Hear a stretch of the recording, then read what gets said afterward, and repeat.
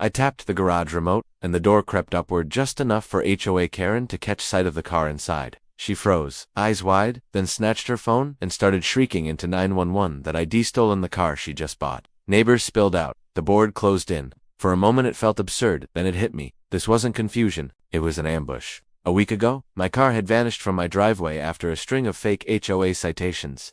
Now she was here, clutching a piece of paper like it was scripture. But paperwork only goes so far. Numbers don't lie, and the VIN would tell the real story. This car wasn't a prize, it was proof. It was my daily driver. Reliable, clean, and always parked in my own driveway. I moved to the neighborhood for the quiet morning coffee, an easy commute, and evenings that didn't involve drama. The HOA promised order and harmony. I wasn't against rules, I was against nonsense. The notices started small. New parking program, community sticker required. Guest vehicles must display permits. I parked on my property, but the tone of the letters read like warnings. A board member paced the sidewalk, jotting notes about visibility and street aesthetics. Then came the fines. $54 overnight placement, $100 for non-compliant decal. None of it made sense until I realized sense wasn't the point. Pressure was. I documented everything. Photos, dates, copies of every notice, and a fresh registration stashed with the title. My plan was simple: comply where reasonable, dispute what wasn't, and keep the peace. That should have been enough. It wasn't. One morning, the driveway was empty. No broken glass, no skid marks. It was just an oil spot where my car always sat and a tight knot in my stomach. The HOA hotline didn't answer. A neighbor mumbled something about a tow truck. Late last night at the yard, the clerk slid me a release form and charged me storage like this was routine. I drove home furious, but with the car back and the receipts in a folder, I thought the worst was over. It wasn't because that weak HOA chatter grew louder about an upcoming lien sale, and Karen looked too satisfied for someone who'd fixed a problem. The next time my garage door opened, I found out why. The rumors crystallized into flyers. Abandoned vehicle auction as is. The photo looked suspiciously like my car. Same color, same trim, same subtle scratch above the right taillight. The HOA blasted the notice through the newsletter, then posted it near the clubhouse like a victory banner. My inbox is filled with final reminders.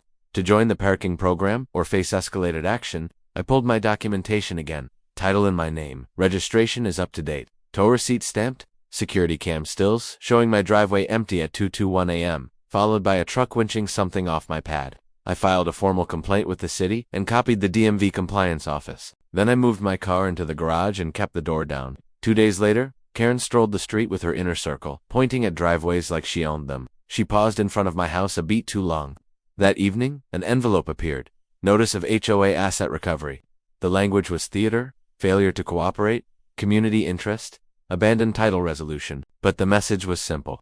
They were building a story in case anyone asked questions later. I tightened my process. Dashcam set to motion, front camera angled at the street, paperwork clipped and ready. I didn't want a confrontation. I wanted a record, but HOA pressure campaigns don't stop when you ignore them. They escalate until something breaks. On Sunday, I opened the garage halfway to grab a box. Karen was in the cul-de-sac mid-stride. She saw the car, froze, and then sprinted toward her phone. Her voice carried down the street. She shouted that I had seized the vehicle she legally purchased. A couple of neighbors took out their phones. Another board member nodded as if the script had finally reached its best scene. She waved a paper, bill of sale, and declared the vehicle recoverable property. I looked at the link she'd taped to the HOA flyer. The auction photos were cropped, just short of the VIN plate. Convenient. I closed the garage, grabbed the folder I'd made for exactly this moment, and waited on the curb. The patrol car rolled in fast and quiet. 2 officers stepped out, calm and professional. Karen went first, loud, certain, rehearsed. She handed over her bill of sale and pointed to my garage, like she expected the door to be kicked in.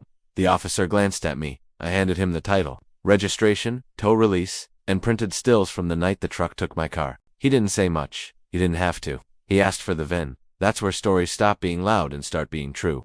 We opened the garage fully. The officer leaned in, read the plate through the windshield, confirmed the rivets, and then matched the sequence to my title. He cross-checked the registration. Then he compared it to Karen's bill of sale. Her paper showed a similar model, same year, but the VIN didn't match. Not a transposed digit, not off by one. A different car.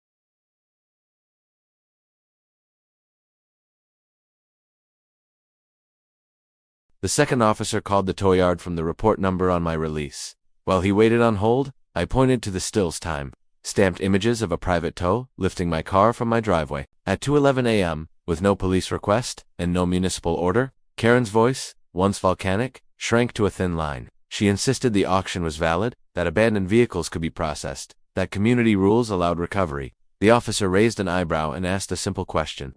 Community rules aren't state law. The call ended. The tow yard admitted a lien auction date had been posted, but DMV notification had not been filed and the unit identified in their listing was still on hold. Pending documentation, no sale completed, no transfer processed, no title reassigned. Karen's purchase was fantasy.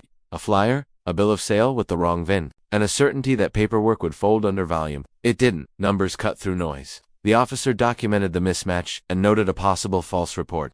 He logged the tow, photographed my receipts, and took copies of the HOA flyers for the report. He advised Karen to step back and advised me to keep the car secured, while the city and DMV followed up with the yard and the board. Neighbors dispersed slowly, their faces recalibrating from certainty to confusion. The officer handed my documents back and nodded once, the small kind of nod people gave. When facts were held, the garage door came down. The story outside didn't matter anymore. The record did. Karen had tried to turn an HOA notice into a badge. Instead, it turned into a file. The ripple didn't explode. It spread quietly, relentlessly. The city opened an inquiry into the tow practice. DMV compliance asked for the yard's lien procedures and notice logs. The HOA's auction flyer disappeared from the clubhouse board, replaced by a bland message about parking policy, under review. Karen stopped patrolling with a camera and started avoiding eye contact. Neighbors who'd watched from porches began sending screenshots of their own warnings. The same language, the same escalating fines, the same push toward compliance programs that never seemed to end.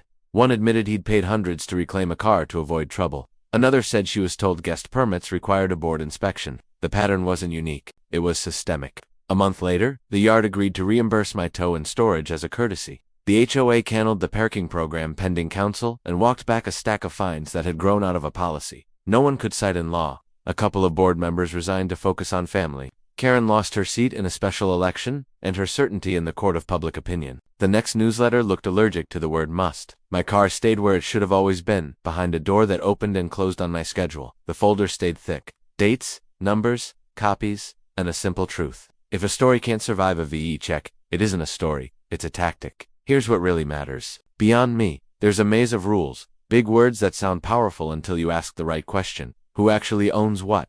What law backs that claim? Where's the statute hiding? A clipboard can bark, but a codebook roars louder. So let me leave you with this. If someone tried to rewrite reality right there on your driveway, would you waste breath arguing? Or would you gather proof, open the door, and let the numbers speak for themselves?